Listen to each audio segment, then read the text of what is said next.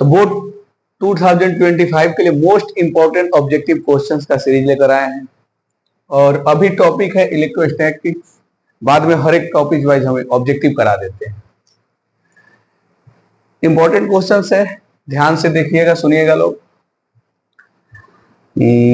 Explanation wise हम एक एक क्वेश्चन को डील करते हैं और बोर्ड के हिसाब से बहुत इंपॉर्टेंट क्वेश्चन है। इसका आखिरी question, last question, 5 number question बहुत ही इंपॉर्टेंट है। इसका एक्सप्लेनेशन के साथ हम बताएंगे, सबका बताएंगे, लेकिन 5 नंबर क्वेश्चन वो कुछ ज्यादा ही इंपॉर्टेंट है।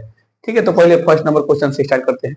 पहला क्वेश्चन क्या कर रहा है? If the size of charge bodies are very small, charge body है लेकिन उसका साइज बहुत स्मॉल है, compare to the distances between them. अब चार्ज बॉडीज के बीच जो डिस्टेंस है उसके कंपेयर में कंपेरेटिवली उसका साइज बहुत छोटा है। Then we treat them as, तो हम लोग उस चार्ज बॉडी को किस तरह से ट्रीट करेंगे? तो अरे जीरो चार्ज नहीं, charge body, point charge, single charge, no charge. देखिए, पॉइंट चार्ज का डेफिनेशन ही होता है कि डिस्टेंस के या पोजीशन के रिस्पेक्ट में साइज बहुत छोटा होता है। तो ये चार्ज बॉडी है और इनके बीच जो डिस्टेंस है बहुत ज्यादा है और डिस्टेंस के कंपैरेटिवली साइज छोटा है, तो उसको हम लोग किस तरह से ट्रीट करेंगे? Point charge. तो इसका आंसर होगा बी। इंपॉर्टेंट है, ध्यान से देखो। ठीक है, सेकंड क्वेश्चन देखते हैं। The force per unit charge is known as. अगर आप लोग को याद है या मतलब थोड़ा सा ध्यान दीजिए, थोड़ा जोर डालिए अपने ब्रेन पे, तो पता चल जाएगा force per unit charge is क्या होता है। इसमें डेफिनेशन है ये। इलेक्ट्रिक पोटेंशियल तो बिल्कुल नहीं हो सकता, electric field, electric current, electric space, ये तीन पे देखते हैं। इलेक्ट्रिक करंट भी नहीं है, इलेक्ट्रिक पोटेंशियल हो ही नहीं सकता। इलेक्ट्रिक फील्ड बिल्कुल फोर्स पर यूनिट चार्ज होता है, force per unit test charge होता है। तो यहाँ पे चार्ज हो गया तो चल जाएगा। तो यहाँ पे the force per unit charge is known as electric field. सीधे डेफिनेशन दिया हुआ है, बहुत इजी है। इसका आंसर होगा C, electric field. Third question देखते हैं। What is the dielectric constant of a metal? Metal के डाई इलेक्ट्रिक कांस्टेंट का वैल्यू क्या होगा? ठीक है, ये तो मेमोराइज भी नहीं, याद भी नहीं करना है। मेटल है ना, तो कंडक्टर का डाइलेक्ट्रिक कांस्टेंट बड़ी मतलब अच्छे से आप लोग जब भी जहां पढ़े होंगे बढ़िया से बताए होंगे सर। तो किसी भी कंडक्टर का मेटल का डाइलेक्ट्रिक कांस्टेंट कितना होता है? इनफाइनाइट होता है, तभी तो उससे चल के इलेक्ट्रिक फील्ड पास नहीं करता। तो इसका आंसर क्या हो जाएगा? डी। इंपॉर्टेंट है। 4 नंबर क्वेश्चन देखिए। Choose the correct answer.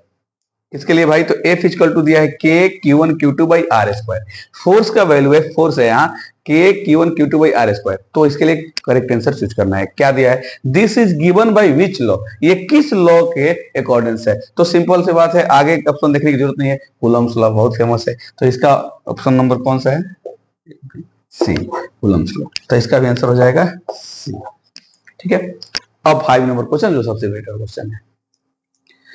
On charging a soap bubble, its size, किसी सोप बबल को चार्ज करते हैं, ठीक है, बुलबुला, साबुन के बुलबुले को जब चार्ज करते हैं तो उसका साइज डिक्रीज करेगा, इंक्रीज करेगा, रिमेन सेम रहेगा या कैन नॉट बी सेट? क्या होगा?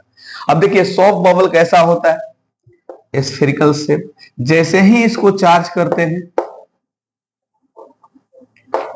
तो इस पर जो चार्ज आएगा वो पॉजिटिव या नेगेटिव कोई भी चार्जिंग करे, वो यूनिफॉर्मली डिस्ट्रीब्यूटेड हो जाएगा, पूरे 100 बबल पे यूनिफॉर्मली डिस्ट्रीब्यूटेड हो जाएगा और इक्वली स्पेस्ड डिस्ट्रीब्यूटेड हो जाएगा। अब जब चार्ज यूनिफॉर्मली डिस्ट्रीब्यूटेड हो जाएगा तो पहले 100 बबल में कोई ऐसा अलग से एक्स्ट्रा कोई एक्सटर्नल स्ट्रेस नहीं था, लेकिन अब चार्ज होने से अब एक चार्ज दूसरे चार्ज को क्या करेंगे, चाहे वो पॉजिटिव हो चाहे निगेटिव हो, रिपेल करेगा। और जब रिपेल करेगा तो फिर इसके साइज यानी चार्ज एक दूसरे को रिपेल करेगा तो ये 100 बबल क्या होना चाहेगा? एक्सपैंड होना चाहेगा, यानी कि इसके साइज क्या हो जाएंगे? इंक्रीज कर जाएंगे।